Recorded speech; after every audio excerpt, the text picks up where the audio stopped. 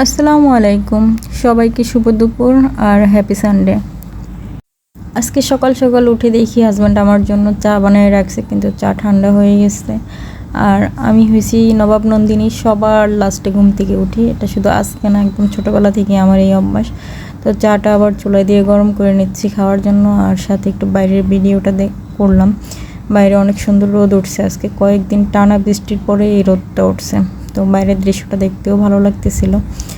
এই যে আমার হয়েছে চা, যা আরেকবার গরম করার পরে কালসা কালসা হয়ে গেছে। তবে চা খাওয়ার সময় আমার আসলেই অনেক ভালো লাগছে। আমি একটা ফরেনারের আইডিতে গিয়ে গুড মর্নিং লিখছিলাম, সে আমাকে চা অফার করছিল সেখানে। তো ওই টাইমটাতে আসলেই ভালো লাগছিল, তাকে অনেক অনেক বেশি ধন্যবাদ। আর এখন হয়েছে দুপুরের টাইম, তো রান্নাবান্না করব, একদম হালকা রান্না করব।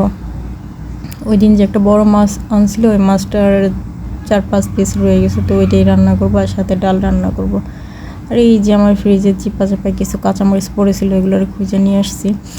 যাই না, এগুলো কাইটে নিতেছে। এগুলো আবার ভাবতে পারিনি এগুলো ডিপে কেন রাখা হয়েছে। ডিপে কাঁচামরিচ রাখলে অনেক দিন পর্যন্ত ভালো থাকে, যেটা আমি আগে জানতাম না। কিন্তু গত 2 বছর থেকে আমি ডিপে কাঁচামরিচ রাখি, যখন সস্তা থাকে তখন কিনে ডিপে রাখি দিই। এখন তো মোটামুটি কাঁচা মরিচের দাম কত আমার জানা নেই, তবে আমি যখন কিনছি তখন সস্তায় কিনছিলাম। তো অনেক দিন ভালো থাকার কারণে আমি ডিপ থেকে এভাবে আমি নামাই ইউজ করি, ডালে লাগলে বা ইয়েতে লাগলে এভাবে জাস্ট দেওয়ার আগে কাইটা দিয়ে দিই। কিন্তু বেশিক্ষণ নামাই রাখি না, তাহলে আবার চুপসে যাবে। আজকে রান্না করতেছি আর একটা কথা ভাবতেছি, সংসার সুখের হয় রমণীর গুণে। কথাটার কতটুকু বাস্তবতা আছে? আমার তো মনে হয় যে সংসার সুখের হয় হাজব্যান্ড ওয়াইফ দুইজনেরই গুণে। হাজব্যান্ড যদি ইনকাম করে আনে আর বউ যদি সেটা হিসাব করে খরচ করে, তাহলে সুখের হয় সংসার। আর যদি হয় এরকম যে হাজব্যান্ড ইনকাম করে আনতেছে, বউ সেগুলো যেখানে সেখানে দিতেছে, অনেক অপচয় করতেছে, তো হিসাব রাখতেছে না, কালকের জন্য কিছু রাখতেছে না, বা হিসাব করে চলতেছে না, যখন যে আসতেছে তাকে খাওয়াচ্ছে, সব দিক থেকে খরচ করতেছে। এটাতে আবার অনেকে ট্রিগার হয়ে যেতে পারেন, কারণ বর্তমানে আমি অনেকেরই দেখি, অনেক মেয়েদেরকে দেখি যে বাবার বাড়ির হাজব্যান্ডের একটু ইনকাম ভালো থাকলে বাবার বাড়ি দেওয়ার জন্য প্রচুর পাগল হয়ে যায়। তো দিবেন, সমস্যা নেই, একটা লিমিটের মধ্যে রেখে দেবেন। আগে নিজেরটা দেখবেন, তারপরে বাবার বাড়িতে দিবেন। দেওয়ার জন্য কোনো মানা নেই, আমিও মাঝে মধ্যে দেই, কিন্তু আমি সবার আগে আমার নিজের চিন্তাটা করি, কারণ আমি নিজে ভালো থাকলে তবেই না আমি দিতে পারবো। যেরকম অনেক মেয়েরা আছে যে হাজব্যান্ডের চিন্তা করে না, সবসময় বাবার বাড়ির মানুষের চিন্তা করে, কতক্ষণে সে বাবার বাড়ির মানুষকে দিবে, কতক্ষণে সে তাদেরকে খাওয়াবে, তাদের সাপোর্ট সবসময় কিছু কিছু মহিলাদের বা কিছু কিছু মেয়েদের এমন একটা অবস্থা যে তাদের বাবার বাড়ি সব কিছু, তারা সব কিছুতেই বাবার বাড়ি খোঁজে, বাবার বাড়িতে দেওয়ার জন্য, বাবার বাড়ির জন্য করার জন্য সবসময় বাবার বাড়ির জন্য রেডি থাকে। কিন্তু তারা একটা সময় গিয়ে জীবনে চরম ভুল করে। কখন ভুল করে জানেন? যখন বাবার বাড়ির মানুষগুলো যখন সবাই সেট আপ হয়ে যায়, সবাই বিয়ে শাদী করে ফেলে, বাচ্চা কাচ্চা বড় বড় হয়ে যায়, তখন কিন্তু তার আর ওই ইয়েটা থাকে না। কিন্তু একটা সময় দেখা যায় বাবার বাড়ির খেয়াল রাখতে রাখতে নিজের সংসারের খেয়াল তারা রাখতে পারতেছে না, তখন তারা নিজেরা অনেক ফস্তায়। আমার কথা হচ্ছে, আগে নিজের সংসার সামলাও, নিজের বাচ্চা কাচ্চা সামলাও, নিজের স্বামীর দিকে তাকাও। যখন তোমার উপরি টাকা থাকবে ভালো, তখন তুমি যদি হেল্প করতে পারো তখন তুমি করো। আর আরেকটা বিষয় আমি বলবো, সেটা হচ্ছে অনেক পুরুষ বলে সংসার সুখের হয় রমণীর গুণে। হ্যাঁ, ঠিক আছে, রমণীরও গুণ লাগে, আবার পুরুষেরও গুণ লাগে। পুরুষ যদি ইনকাম করে না আনে, তাহলে তো রমণীর গুণ দিয়ে কোনো কাজ হবে না। তো পুরুষেরও উচিত যে ভালোভাবে ইনকাম করা, ভালোভাবে সংসারের খরচ কত হয় না হয় এগুলো সব একটা হিসাব করে তার চাইতেও বেশি অ্যামাউন্ট ইনকাম করার একটা চেষ্টা করতে হবে, যাতে ভবিষ্যতের জন্য কিছুটা সঞ্চয় রাখা যায়।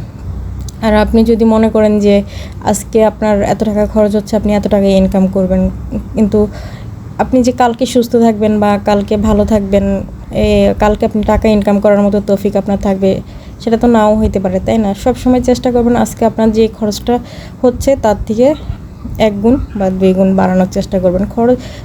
খরচ না, ইনকাম বাড়ানোর চেষ্টা করবেন। আপনার ইনকাম ভালো থাকলে আপনার ফ্যামিলি ভালো থাকবে, আপনার ফ্যামিলির সবাই ভালো থাকবে, আপনার ফ্যামিলিতে সুখ ফিরে আসবে।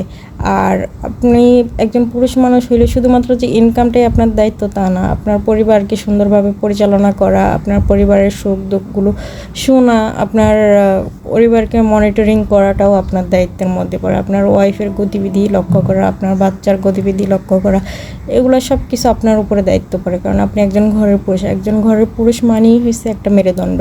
আমি পুরুষকে মেরুদণ্ড এই জন্যই বলতেছি কারণ মেরুদণ্ডবিহীন একটা মানুষ চলাচল করতে পারে না, তেমনি একটি পুরুষ ছাড়া একটা পরিবার চলাচল করতে পারে না।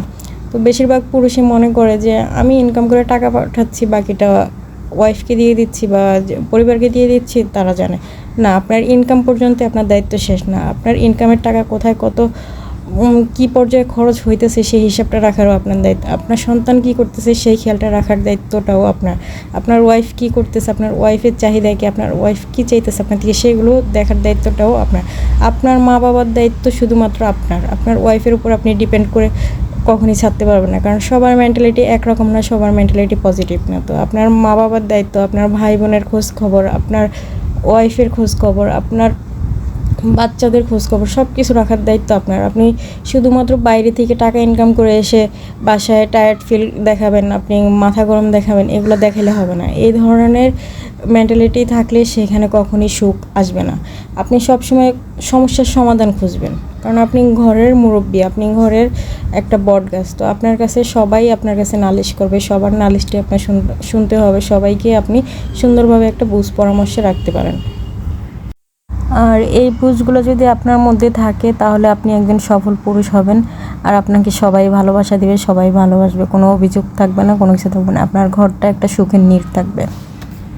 আর হ্যাঁ, আরেকটা রিকোয়েস্ট করব, কখনো বউয়ের কথাতে মায়ের সাথে ঝগড়া করবেন না, মায়ের কথাতেও বউয়ের সাথে ঝগড়া করবেন না। দুইজনের সাথে আলাদা আলাদা বসবেন, আলাদা আলাদাভাবে প্রবলেম সলভ করবেন। আবার আরও একটা সাইড আছে, সেটা হচ্ছে আপনার বাচ্চা। অনেক সময় অনেক মহিলারা বা অনেক নারীরা যেটা কী করে, নিজেদের দোষ এড়ানোর জন্য বাচ্চাকে মিথ্যাবাদী বানায় দেয়, পরে দিয়ে বাচ্চাকে মার খাওয়ায় বা ইনে বিনে মিথ্যা কথা বলে মানে কালার করে ফেলে বাচ্চাকে বাবার থেকে। তখন দেখা যায় বাবা না বুঝেই বাচ্চাকে শাসন করে। তো এই জিনিসটাও করবেন না। তখন আপনি আপনার ওয়াইফের বুঝ দিবেন, ওয়াইফকে আলাদাভাবে কথা বলে ওয়াইফের কথাগুলো শুনবেন, সে কী অভিযোগ করতেছে। পরবর্তীতে আপনি আপনার বাচ্চার সাথেও কথা বলে নেবেন যে কী হয়েছে ঘটনাটা, তখন আপনি সত্যতা জানতে পারবেন। আন্দাজে কোনো অ্যাকশানে যাবেন না, শুধু শুধু সম্পর্কের মধ্যে বিচ্ছেদ তৈরি করবেন না। তো আল্লাহ হাফেজ, সবাই অনেক অনেক বেশি ভালো থাকবেন, আর আমার পোস্টে লাইক কমেন্ট করবেন, আর আমার জন্য দোয়া করবেন। টাটা।